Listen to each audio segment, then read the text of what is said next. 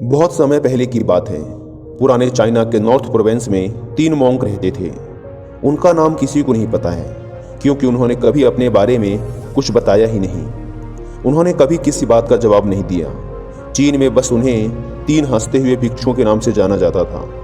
वे तीनों सिर्फ एक ही काम करते, एक गांव में प्रवेश करते, बाजार के बीचों बीच खड़े होते और हंसना चालू कर देते। वे अपने पूरे अस्तित्व के साथ हंसते। अचानक लोगों का ध्यान उनकी तरफ खींचा चला आता और धीरे धीरे उनके चारों तरफ एक बड़ी भीड़ इकट्ठा हो जाती। वे इतनी एकाग्रता, तल्लीनता व संपूर्णता के साथ हंसते कि उनकी हंसी देखकर सारा गांव हंसने लग जाता। जब वो पूरा गांव हंसी के समुद्र में डूब जाता तो वे दूसरे गांव चले जाते। वे ना तो कुछ बोलते थे, ना ही कुछ उपदेश देते और ना ही कुछ शिक्षा। वे जहाँ भी जाते अपनी हंसी से ऐसा माहौल बना देते कि लोग अपने सारे दुख दर्द भूलकर बस हंसने लग जाते। धीरे धीरे चाइना के लोग उन्हें बहुत प्यार करने लगे और वो पूरे चाइना में फेमस होते गए, 3 लाफिंग मॉन्क के नाम से। चाइना के लोग उन्हें बहुत प्यार करते, उनका सम्मान करते। इससे पहले और उनके बाद भी कभी किसी ने इस तरह से प्रचार नहीं किया कि जीवन केवल एक हंसी होना चाहिए और कुछ नहीं। वे विशेष रूप से किसी पर नहीं हंसते थे। वे बस हंसते थे जैसे कि उन्होंने ब्रह्मांडी मजाक को समझ लिया हो, जैसे कि उन्होंने ईश्वर के मजाक को समझ लिया हो, और उन्होंने एक शब्द का उपयोग किए बिना पूरे चाइना में इतना आनंद फैलाया जितना आज से पहले किसी ने ना फैलाया था। लोग उनका नाम पूछते लेकिन वे बस हंसते, तो यह उनका नाम बन गया 3 हंसते हुए भिक्षु, 3 लाफिंग मॉन्क्स। पूरे चाइना में घूम घूम कर लोगों को हंसाते हुए समय के साथ वे तीनों बूढ़े हो गए, और एक रात जब वे एक गांव में ठहरे हुए थे, उन तीनों में से एक भिक्षु की मौत हो गई।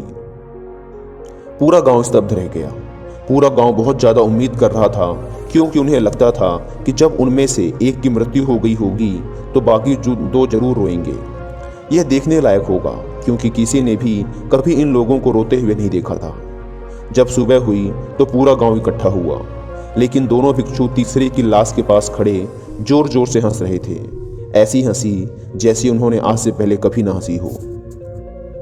गांव के कुछ बड़े बुजुर्गों ने उन्हें समझाने की कोशिश की कि यह आपका साथी था और इसकी मृत्यु पर आपको हंसना नहीं चाहिए।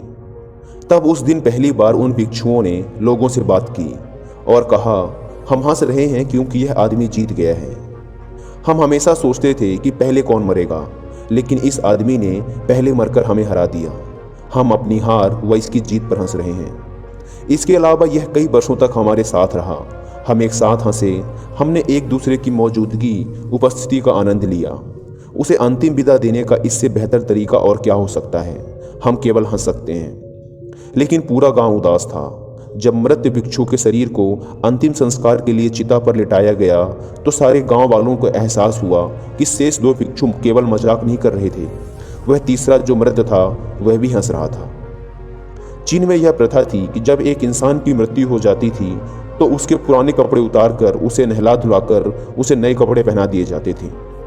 लेकिन मरने से पहले उस भिक्षु ने अपने साथियों से अपने कपड़े ना बदलने के लिए कहा था। तीसरे भिक्षु ने कहा था, मुझे स्नान मत करवाना, क्योंकि मैं कभी अशुद्ध हुआ ही नहीं। मेरे जीवन में इतनी हंसी आई कि कोई अशुद्धता जमा ही नहीं हो सकती थी। मैंने कोई धूल जमा नहीं की है। हंसी हमेशा जुआ और ताज़ा होती है, इसलिए मुझे नहलाकर मेरे कपड़े मत बदलना।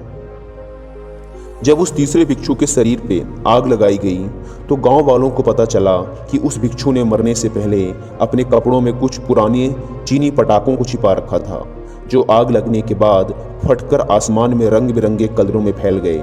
और यह देखकर एक बार पूरा गांव जोर जोर से हंसने लगा। तो इस तरह से वह तीसरा मॉन्क मरने के बाद भी सारे गांव वालों को हंसा गया।